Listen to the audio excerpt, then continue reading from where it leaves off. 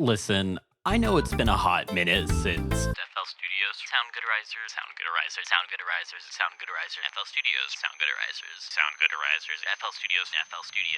Soundgoodizers. Yeah, sorry about that. But listen, at least now I technically have a more consistent upload schedule than Michael Reeves. Okay, we all know that's not really saying much, but we are so f***ing back, baby!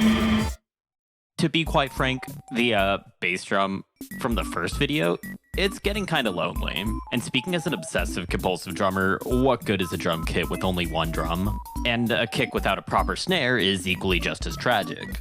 It's the peanuts butter to the jelly, the chat to the Dug Dug, the existential dread to the last 8 years of recent history. You really just can't have one without the other.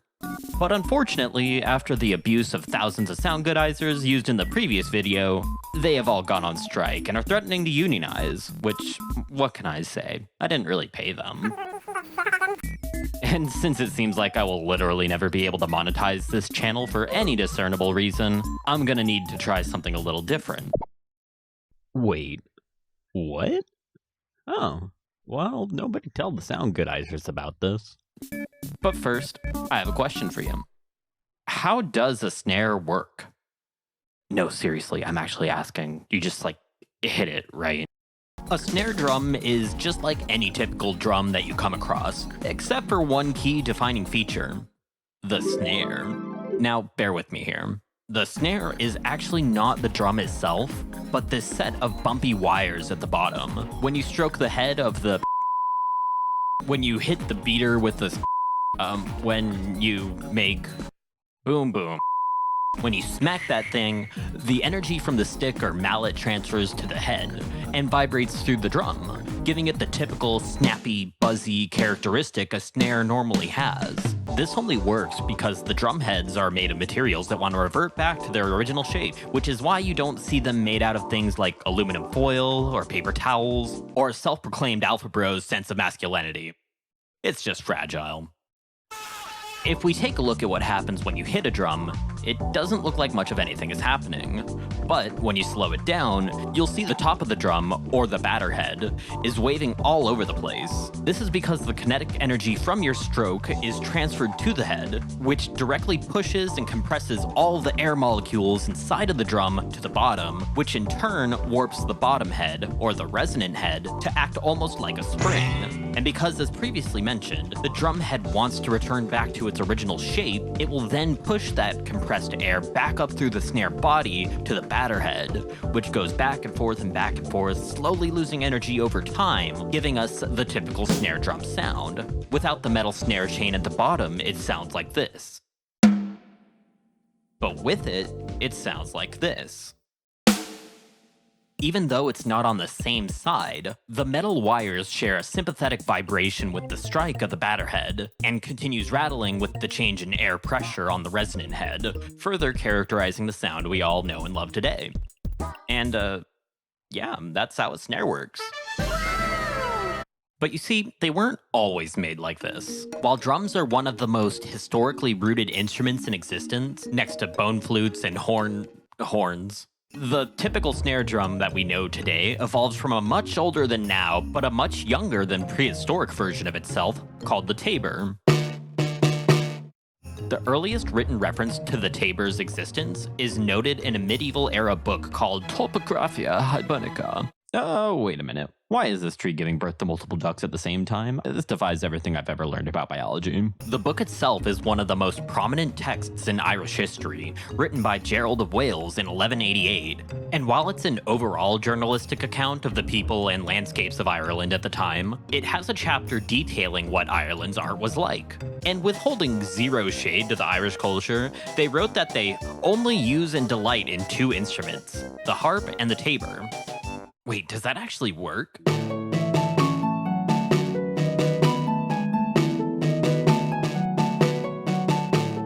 And it's only fair to mention that Gerald of Wales actually held Ireland's musical talent in pretty high regards by noting, "They are incomparably more skillful than any other nation I have ever seen." Granted, this is behind the opening line of the chapter, saying that this is the only thing that he finds the Irish people are commendable for, so take that for what it's worth. But either way, these drums were smaller than the typical rock snare that we know today, with a diameter size ranging from 8 inches to about 13 inches on the larger end. And contrary to modern snares, they would beat the side with the snare on it, mostly because early Tabors didn't have a second resonant head. And if that wasn't weird enough for you, since metalworking wasn't really up to par in this era, they would tend to use part of the small intestine of a sheep, goat, or cow for the snare wire, calling it a gut snare, so you could make a snare and then have some tripas tacos all in the same sitting. Although the Tabor's history is hard to trace, its sightings increased, especially in Italy, as recognized in the first printed collection of polyphonic music, Harmonicae Musicae Odhec Harmonies Musicae Armonice Musicis Odecaton by Autofonio Petrucci. In 1619, Michael Praetorius' Syntagma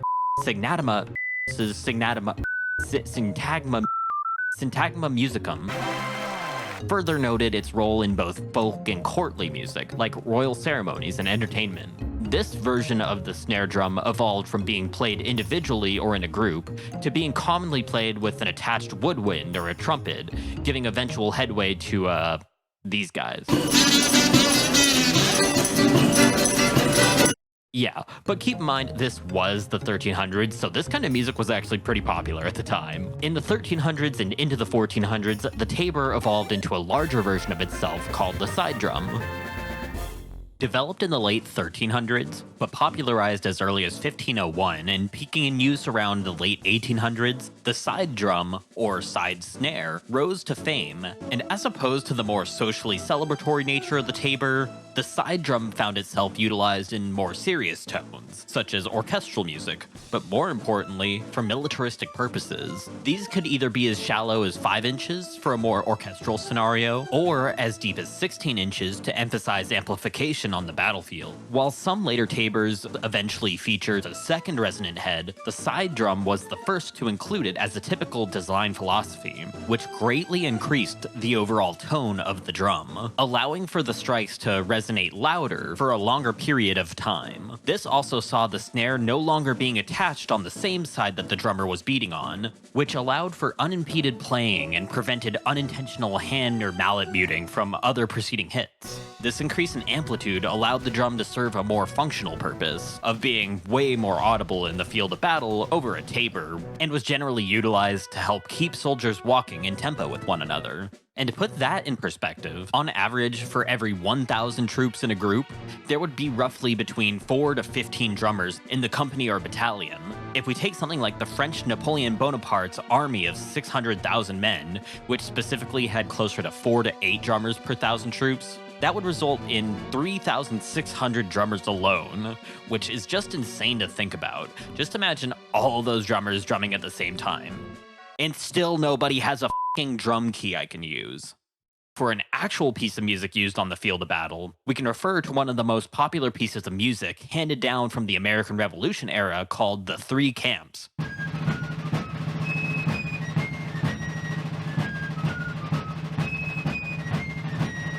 Oh yeah. How can you listen to this and not want to get up and just start doing a little march? And you wouldn't be alone. Improving morale and spirit was actually a huge part of the drummer's job at the time. I guess the modern equivalent would be like following around some guy on the street playing the Eye of the Tiger. Could you imagine?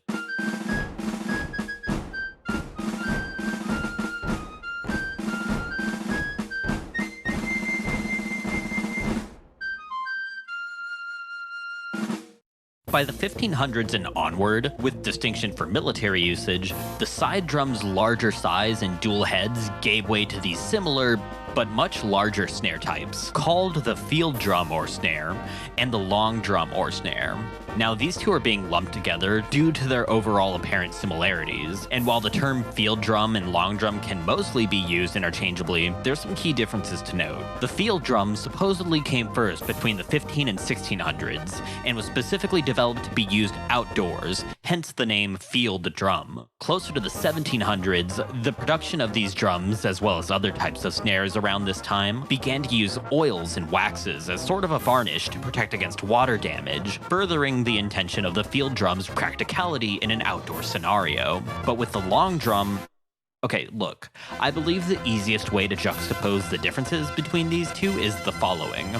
Every long drum is a field drum, but not every field drum is a long drum. Long drums evolved out of the field drum's intention, but was under the concept of more drum equal more sound, Ooga Booga Caveman.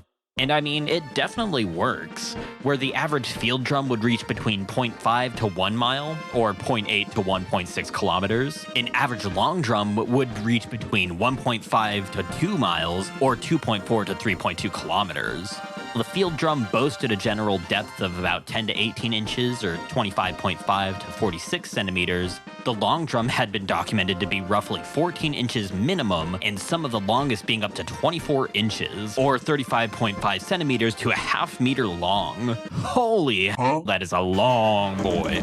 Of the two, the field drum came first, primarily originating from Swiss and German militaries in that order, both of which documented their usage through various 15th century records, as well as reflected through art pieces from the time period. Unfortunately, due to a lack of nuance in Middle Age and militaristic musical notation, there aren't really specific songs that I can point to that explicitly use the field drum or long drum, but the earliest noted usage is seen from written accounts from Battle of Grandson, a war where Switzerland defended against the Duchy of Burgundy's desire to expand into the Roman Empire's territory, which Switzerland was a part of at the time.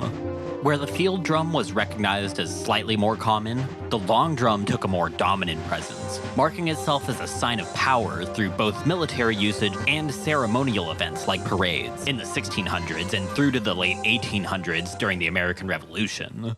Probably the most notable usage of the long drum would be none other than good old Yankee Doodle. Which, holy sh**. The history behind this song is absolutely hilarious. Go look it up. I promise if you don't already know it, it's 100% worth your time. Now, while all of these snares progressively trickled onto the scene, they are sadly not used as much today, other than in reenactments or in pieces that are written to evoke a specific sense of those prior time periods. While the Tabor was slowly phased out in place of the side, field, and long drums, the latter of the three found themselves confined mostly to military and ceremonial purposes. But over the 100 or so years after the Revolutionary War ended, it was well known that a big problem with all of these is that the gut snare wire wasn't durable or sustainable, being prone to stretching and just not optimal for harsh climates. Drummers and drum manufacturers were apt to find a solution, as orchestras grew larger in numbers and society evolved for the allowance of musicianship as more of a social practice. Which is where we come to wire drawing. Wire drawing, which is a process of taking thicker wire and ramming it through a template called a die to thin the wire, was a process that already existed through the medieval era of history, but was a very labor-intensive and inefficient process. As higher quality carbon steel metal alloys became more available, and with advancements like mechanical gear systems coming into the fold, by the 1890s, European experimentation with wire drawing was a refined enough process to the point where historians can safely assume that this is the time frame that the first metal snare wire was made and used, most likely still in military and orchestral settings. This era also welcomed the innovation of things like the kick pedal, which further led to the practice of orchestral performers playing a bass drum on the ground, which freed up their hands for other duties like cymbals and other percussion, setting the premise for what would be a modern drum kit today. It wasn't until two little drummer boys named William and Theobald founded the company Ludwig and Ludwig, later shortened to just Ludwig, and were, instrumental in the standardization of metal wire snares. See, they, as well as other drum manufacturers at the time, were acutely aware of the issues with gut wire, and reserved a devotion for utilizing the fruits of the industrial era's labors. They devoted themselves to the prospect of innovation and began to use previous experimentation to set a new standard. Between 1900 and 1910, the practice gained traction and became more commonplace. Now, between the transatlantic slave trade and high traffic seaports in Louisiana between 1890 and 1910, as a result of hybridizing African percussion rhythms, various regions' folk music styles, ragtime, blues, brass band, and other styles of local music, New Orleans was the cultural melting pot that gave birth to the genre we all know as jazz. The melding of these multiple styles can be largely attributed to three prominent musicians between 1900 and 1920, being King Oliver, Jelly Roll Martin, and the late and great Louis Armstrong, as they were playing jazz-style music, before the term was even coined, opting to continue calling it things like ragtime, hot music, syncopated music, New Orleans music, and riverboat music, and B, in cities outside of Louisiana, touring and spreading the style to cities like Chicago, New York, Los Angeles, St. Louis, Memphis, and more. But notice how none of these founding musicians called it jazz quite yet. Well, in 1916, 5 musicians who all previously played in other New Orleans music genre bands came together to form the group known as Original Dixieland Jazz Band. And that's not a typo. It was originally recognized on a wide scale as jazz, originating from the word jasm, at the time meaning energy or spirit. And that's all I'm gonna say about that. If you want to learn more about that, click the Wikipedia article in the description because 1, it's not 100% concise where the origin came from in the first place, and 2, it has to do with Original Dixieland Jazz Band moved from New Orleans to Chicago and then to New York, playing different locations and gaining public notoriety with their energetic and lively style at the time. While they were in New York, they were approached by a phonograph production and recording company called the Victor Talking Machine Company to make a recording, and on March 7th of 1917, they published what is widely recognized as the first recorded jazz song ever called Livery Stable Blues. Not to say that this was the very first recording of metal snare wire being used, as record pressings of military-style bands playing likely used them between 1890 and 1910, such as Arthur Pryor and John Philip Sousa's bands. It's just that it's very difficult to tell exactly what kind of snare is being used on any original recordings of them. But if we listen closely to Livery Stable Blues, you can clearly hear the traditional snappy snare drum sound in this track that only a metal snare would produce. And wow, that was a lot of exposition to make this point, but there it is. The basis for the modern snare drum we hear today. Other advancements came over time, like wooden bodies opened up to metal variations around the 1920s. In the 1940s, we were introduced to modern tensioning hardware, allowing for more customizable sound, and drum heads changed from animal skin to synthetic mylar heads in the 1950s. But that essentially carries us all the way to 1960s and 70s snare drums that were typical for rock and roll music. And 1970 specifically is also where we land at the first analog synthesized snares, being conceived from technological revelations such as the vacuum tube for electronic signal amplification in 1906, the theremin in the 1920s, the first oscillator-based synthesizer in 1928, the Rhythmicon, a mechanical drum machine, in 1931, the transistor in 1947, integrated circuits in the 1960s, which are basically just a bunch of transistors shoved into a tiny little box. Robert Moog, the grandfather of analog synthesizers, introduced the world to the Moog modular synthesizer in 1964, which, while primarily used for making typical synth sounds, was also inherently capable of producing the first synthesized drum sounds ever available. It wasn't until 1976 where Joe Pollard created his own product, the Pollard Syndrum, releasing it to the public in 1977, which found itself used by people like Steve Gadd, The Cars, Joy Division, and Frank Zappa, but was especially adopted by the disco genre by artists like Amy Stewart, Yellow Magic Orchestra, the 202 Machine, and so many more. And while these were innovative for the time, they were not necessarily programmable. But in the same year of 1967, the very first analog rhythm machines like the Ace Tone Rhythm Ace, and in 1970, the Maestro Rhythm King, made their way onto the scene, but were primarily used in home organs as accompaniment devices, and only allowed for preset rhythm playback. It wasn't until 1978, 8 years later, that we arrive at arguably the most notorious drum machine brand's primary innovations, the Roland TR-77 and the CR-78. These allowed users the freedom to program their own drum patterns, on top of access to preset rhythms. It wasn't until the turn of the 80s where, in 1980, Roger Lynn released the Lynn LM1 that was widely received in the pop and rock and early hip-hop realms, as well as the one I know you've all been waiting for, the Roland TR-808, would lay the groundwork for what would become all of our beloved modern electronic dance music and hip-hop genre-based drum sounds. And in 1979 to 1980, suddenly, everything changed when the Fairlight CMI, or computer musical instrument, attacked. Decayed, sustained, and released.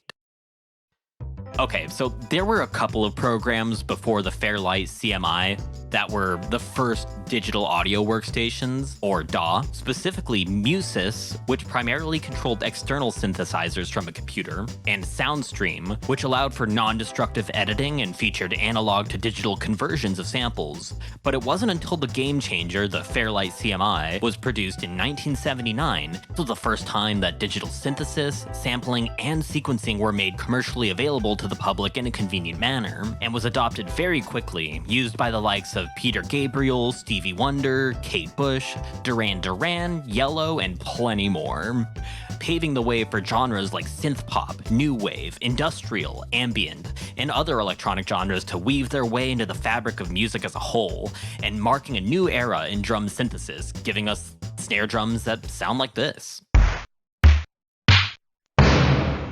And not to speedrun the rest of this, but this section could be its own 45-minute video, and this script is getting insane. But since we've covered the bases, yeah, we're gonna speedrun the rest of this section. There were synthesizers like the EMU emulator in 1981 and the EMU emulator 2 in 1984 that utilized floppy disks, which offered digital sampling at a fraction of the cost of the CMI Fairlight, furthering the social availability of digital music production. There was the Akai S series of samplers like the 900 in 1986 and the S1000 in 1988, which boasted a higher bit sampling rate of 12-bit sampling at 40 kilohertz. Through the 80s, we saw the increase of power and affordability of personal computers, which allowed computers like Apple Macintosh in 1984 and Atari ST in 1985 to be viable music-making solutions.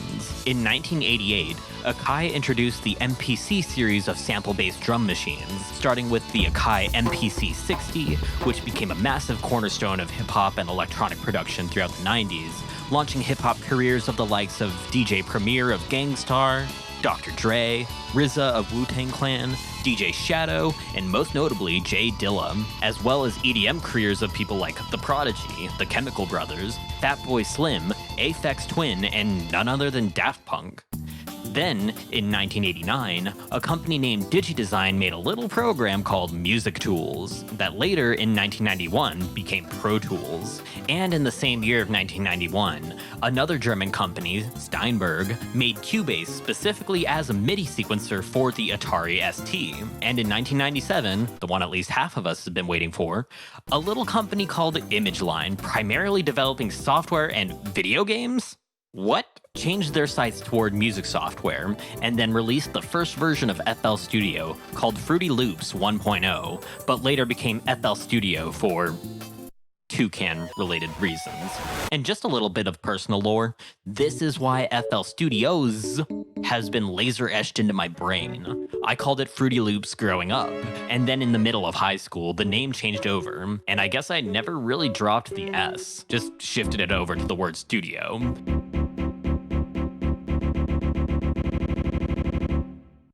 So yeah, definitely my bad. I formally apologize to all Carrot Music program users out there, such as Soulja Boy, Avicii, Martin Garrix, and Protein Ribozo, or Portable Rayo, Porter Robinson.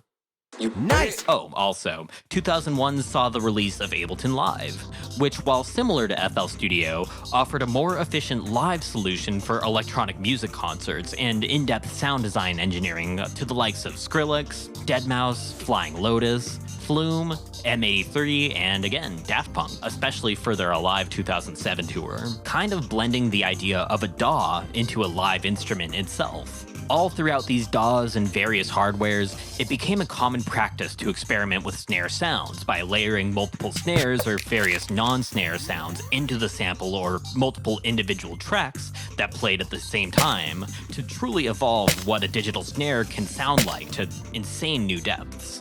But to reel back the timeline just a hair, sample CDs were a popular solution for people who didn't have the opportunity to record or use snare drums via expensive hardware or recording studios, and made them publicly available in a fast way, generally through magazines and mail-in orders. Though, as the physical medium began to die out in the late 2000s, and online sales became the new king, the shift to digital distribution of sample packs and construction kits via websites like Loopmasters, Beatport Sounds, and Splice became the modern staple of sample obtainment, shaping genres like trap, future bass, lo-fi, and so many more to have a platform to help curve out their uniqueness from the rest. And most modern forms of sample synthesis we have to date is AI generation. Which I know, AI in art equals bad and lazy, but it doesn't stop it from being the truth. In short, a program dissects and analyzes a large sample pool of instruments, guided by training data, to intake a specific user's request, and then attempts to put out that result, where the quality of the result depends on the program, its training data, and other variables. And yeah, you can do it with snares. Which, in the scope of the history of the snare drum, brings us to today. Wow! A new record! And looking back, the snare has come a long way from its medieval roots. And while it has changed its form and usability, its function remains mostly the same. And I want to do due diligence by this living piece of history, and pay respect to all the individual hands that went into bringing it where it is today. And how, you may ask, but probably not because it's in the video title, am I going to pay proper homage to these late greats and brilliant minds who poured blood, sweat, and tears into their crafts just for me to have their efforts culminate to being made conveniently available at the whim of my fingertips? I'm gonna layer 10,000 of them together at the same time and make a snare so big it will transcend time and space, as sort of a proverbial high five to, I don't know, this guy. But really quick, let's do some quick maths. The playlist in FL Studio has 500 tracks in it, and if we want 10,000 snares playing at the same time, well, we divide 10,000 snares by 500 tracks, and we only need to do this 20 times to achieve the goal. Now, I have a literal buttload of different samples that I've purchased, collected, and obtained over the years, of all different sorts. The easiest way to filter out all of the snare drums out of every other type of sound that I have is to simply use the search function at the bottom of the FL Studio File Explorer and type in the word snare. But here's where we hit our first problem.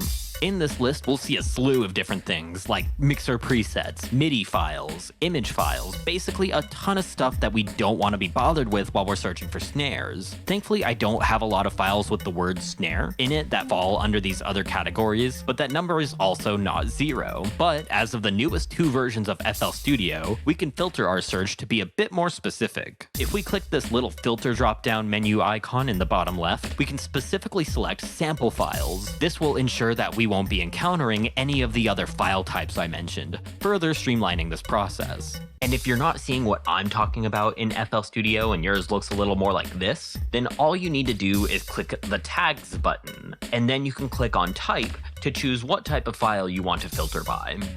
Unfortunately, this doesn't mitigate 2 things. 1, duplicate files that you've copied from one hard drive or location to another and have completely forgotten to delete the original location one. That one's on me, but no, I have no intention to fix it. And 2, when you are making a song, if you add multiples of the same sample throughout a project and make any changes to any of them, since the source is from one file, any changes you apply to one will be mimicked on all the other copies of them. But let's say you have a 4-beat loop with 2 snares, but you want one to be pitched up a bit higher while the other one remains the same.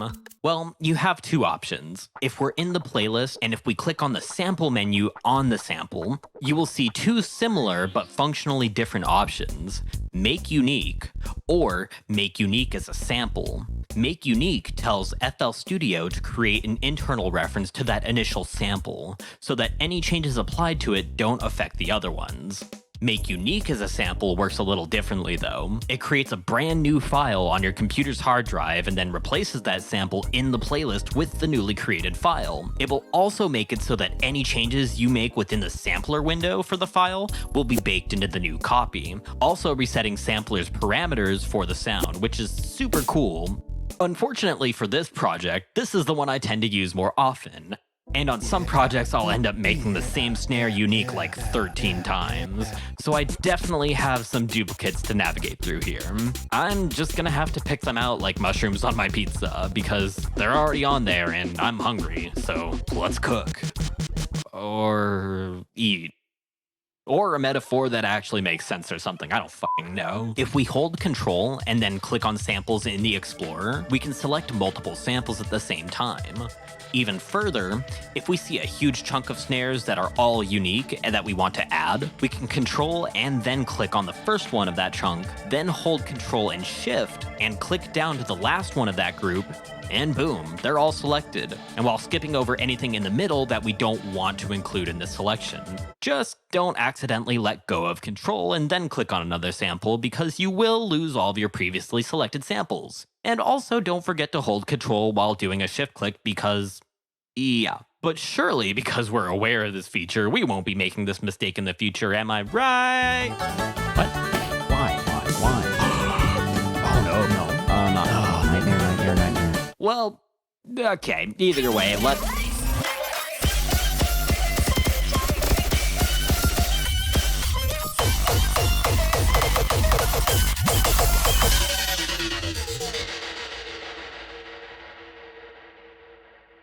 Alright, so we're so many samples in, and I'm noticing a couple of issues. Take a look at this. These snares are sonically exactly the same sample, and when I take a look at the samples I dragged in, there's only one of these snares in there. I'm pretty sure this is a bug that occurs when dropping massive amounts of samples into the playlist, but honestly, who the hell is even doing this in the first place? But even checking within File Explorer itself, there's only one of this file there too. I don't know any viable solution to this, and it's pretty easy to visually scope out which ones are exactly the same by looking at the length and the shape of the waveform, so I'm just gonna have to pick these out manually as well. No biggie here. The other problem, which really isn't that bad, well, see these here? Yeah. They're not actually selected. They're highlighted as if they're selected, but as I alluded to previously, if you click on any sample without holding Control, the rest will be deselected. These are still visually appearing as if they're selected, but if I click one and drag my selection in, it only imports the one file into the project. This is just a visual glitch and doesn't really affect the process, but it's just another weird bug I discovered while going through this project. So yeah, there's a lot of manual checking involved with this, but it's really not that bad. We just delete the duplicates, move everything up one track at a time, and continue adding snares from where we left off. And just like that, we've got our first 500. Let's see what this sounds like. Oh. Wowie zowie, that's a little too f***ing loud for our tastes. We can Control A and select all the snares, and if we grab this little nipple and give it a bit of a twist, every other sample will follow suit and drop in volume the exact same amount. If we want this set of 500 snares to be about as loud as one snare, we have to bring them down to about 1/500th of the volume, which by ear is roughly -38 decibels, which, wait, how does that make sense? Let's detour really quick and talk about what a decibel is and how the unit actually works. The decibel is a unit of measurement that, believe it or not, does not directly measure volume intensity. It instead measures the ratio between two different numbers or values. The unit was invented by Alexander Graham Bell and his team in the early 1920s, but it wasn't a decibel at first. It was just called a Bell unit. They needed a way to measure the amount of signal loss that would occur as a result of sending electrical signals over long distances on power lines, and the Bell was the initial usage, where the formula looks a little something like this. A Bell is equal to the ratio of two power levels, where P1 is a baseline reference of the power level, and and P2 is the power level of the signal that you want to compare. So for instance, their baseline reference would be where they send the electricity from, and their measurement that they would take would be at the end of the power line, which would allow them to calculate the total signal loss over any distance. The logarithm in base 10 just allows the measurement to be more manageable in a practical scenario, where the amount of electricity they needed to measure was so small that the results from the formula would result in way too large of a number. So by simply multiplying the result by 10, we are given the decibel, deci meaning 1/10. But this is only measuring the power of the signal, or basically how much energy is being transferred or converted by the wave over time. But for us to get an idea of exactly how much quieter we're making the snares, we need to understand this formula, called the power voltage square law, or power law for short. Where P is power, this symbol means is proportional to, and V squared means voltage squared, or in this case, the intensity of the signal, our amplitude.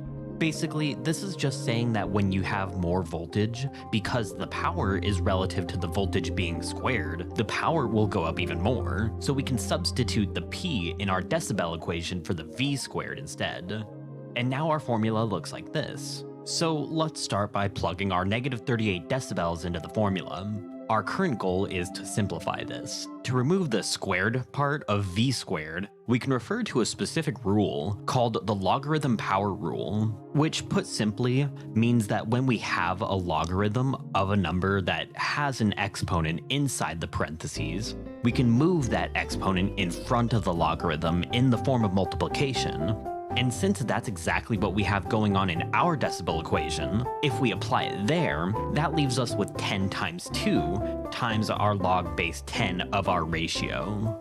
So now we can start by doing the easiest part of this. 10 times 2 gives us 20. Then we can move 20 over to the other side through division, giving us -38 over 20, which if we solve that, gives us -1.9. Now, something important to note that will make this a lot easier for us. Logarithms and exponents are inverse operations of each other, meaning that they cancel each other out. So to get rid of log base 10, we simply raise 10 to the power of that value, which needs to be done to both sides so that the changes don't affect the outcome. So before the cancellation, it looks like this. And now that we have 10 to the power of log base 10, since those two cancel each other out, that leaves us with just the ratio on the right side. And to make this read more like an actual sentence, we'll go ahead and flip the equation around. So we have our ratio equals 10 to the power of -1.9. And the last step we need to do is to calculate 10 to the power of -1.9, which tells us that each snare is 0.01259 of the original amplitude, or it's 1.259% of the original volume. Inversely, this tells us that each individual snare is now 98.741% quieter, which is probably still not as loud as the liminal ringing in my head after bashing my head against my computer monitor for about 9 hours to understand how this all actually works. But hey, that's just a theory, a music theory. Thanks for watching. Whoops, wrong channel. Sorry about that. But while I was explaining all of that, I went ahead and did the next 500. You're welcome. Now with 2 mega snares with 500 samples in each, all at a reasonable volume, let's see what it sounds like. I mean, it's working? I really have no explanation for why this is working so well, other than the concept that we're just kind of creating a mean average of all snares together. But yeah, I truly have nothing for you here. This is sorcery as far as I'm concerned. But let's really belt down and get the rest of these boys in here. I went live on YouTube to share the share the process with anybody who is interested. And don't worry, nobody else's mentality was damaged in the making of this behemoth. Yet. After 3 hours and 10 minutes, we reached the 5,000 snare milestone, which at 27 snares per minute really wasn't that bad overall. I ended the stream by putting them all together and, well, listen for yourself. Okay, for real, this has no right sounding as good as it does. It almost sounds like a gunshot, and I feel like it could drop into something like a flume track or other future music really easily, which compared to, other videos or sounds I've made, it's a nice change of pace in terms of usability of the final product. 2 weeks later. After waiting in a pool of existential dread regarding the final stretch, I became hellbent on finishing this. No matter how long it took, I was getting my 10,000 snares done in one more stream. I started to feel like an Animorphs book cover. With every set of 500 completed, I witnessed my physical form begin to take shape of the snare itself. I think that I'm drunk. I think that I'm drunk. I think that I'm drunk. Or maybe just happy. I don't know why, but in the second stream, I encountered so many more duplication issues. Like, it was getting to the point where I would end up with 16 of the exact same file dropping into the project at the same time, even though I only had one selected. Like, you'd think it'd be as simple as select a couple hundred snares, drop them in, and repeat. But no. That's what we call wishful thinking. The reality of this process was more like click every snare once just to ensure that even though the file name is different, that the sonic content is not too similar, such as with these samples that have a left and a right channel for the same snare hit, or these 6 that all have the same name, but 4 of them have different snares in between all of them. Forget to hold shift and start the process over again. Drag the samples in, wait for about 60 seconds, void the warranty on your brand new keyboard. Oh no. Wait, that's not actually one of the steps. Delete any duplicates, move everything up to know exactly how many more I need to add, attempt to add the rest, set the volume, and finally export the batch.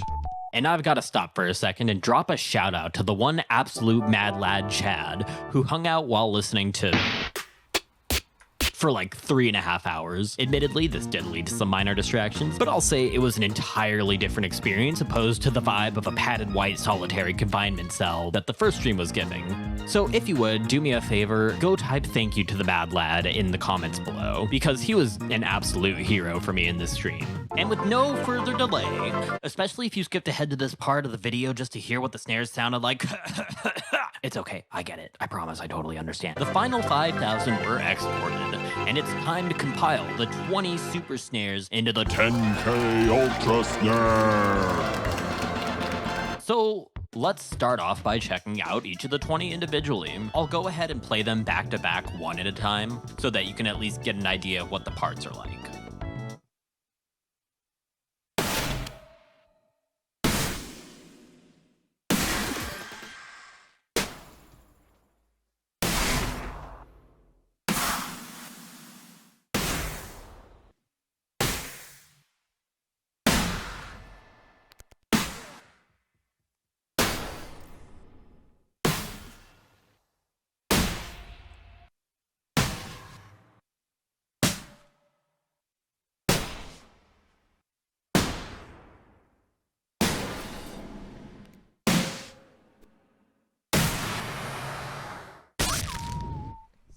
Now let's bunch them into groups of 2,500 each and see how those sound individually.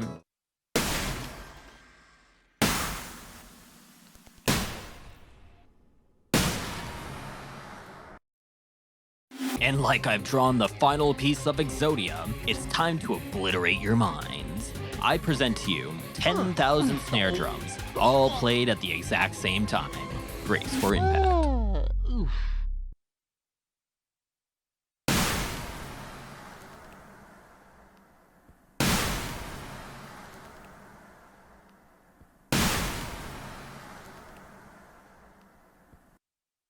And yeah, again, I'm a little dumbfounded by how usable this sounds. If we take it into a frequency spectrum analyzer, it looks like a normal snare. And when you think about it, what you're looking at is truly the mean average of a snare drum over the course of its history. So 8 hours later, we have blazed through to the finish line with a gold medal, and what exactly the f*** are you doing with your life? But I was left with a conundrum. How do we make it sound even gooder? Well, the first thing we're gonna need is 142,069 sound goodizers in a series in Patcher, and then... Okay, I'm sorry about that. The actual problem was simply, what do I do with it? And, well, it's probably easier if I just show you.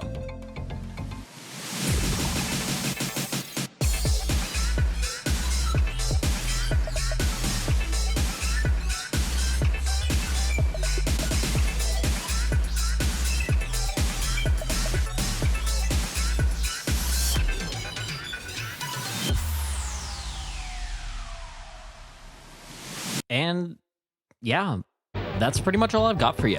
If you want to download the individual exports, use the link in the description. But if you do, please consider subscribing to the channel. Even though I totally understand it, I personally dislike those websites that block a download behind a requirement to be subscribed to the channel. So I'm not gonna force that on you guys. Just please promise me you'll actually consider subscribing. It really helps out what I'm doing here. As well as if you just liked the video in general and want to see more of what I'm up to, definitely subscribe, because I guarantee you there will not be another year-long wait between now and my next upload. Thanks for watching, and I'll see you on the next video.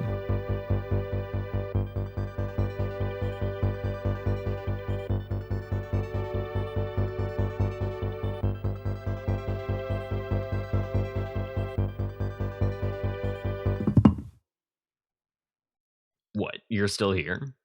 Were you expecting, like, a post-credits sequence? Who do you think I am, Marvel? I'm Bay.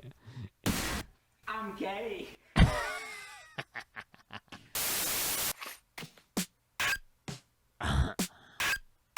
What is this snare called? Snare. That's a snare. That's a snare. Tell me I'm wrong. We're gonna speedrun this.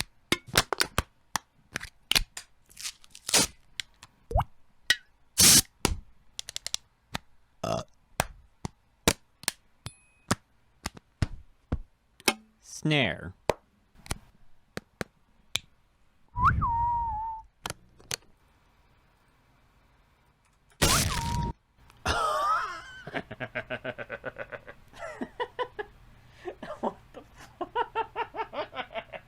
It has some swag. That's the only snare I recognize now.